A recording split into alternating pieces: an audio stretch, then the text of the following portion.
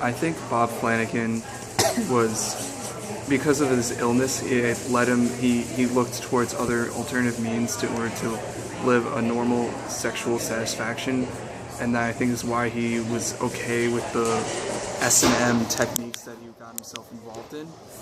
I believe that if he hadn't, by using those techniques, I think that was his way of trying to overcome the illness, the setbacks that his illness prevented him from having. And I think that's why, I don't think people should judge someone like him for his actions, but I could also understand why people would judge it, because such as what Ellen said, it seemed that absurd that someone who's so weak would do let their body go to those extreme measures.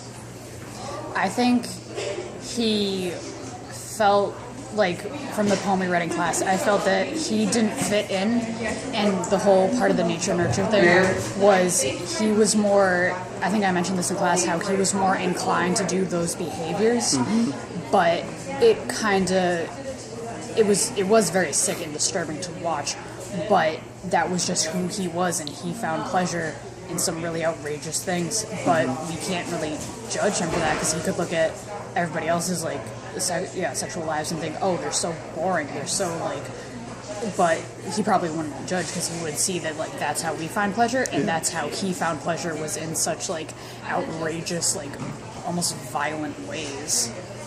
I think if you're going to look at it from the Margaret Farley's point of view, it does violate no unjust harm,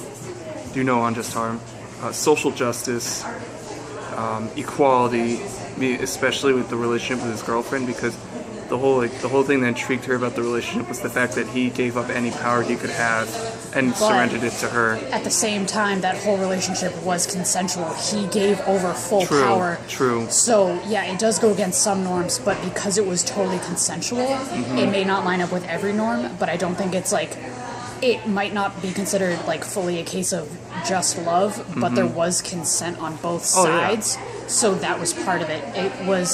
He was totally fine being her slave and doing anything that she wanted, which I think it's fine for them. It's definitely not fine for anyone or for everyone.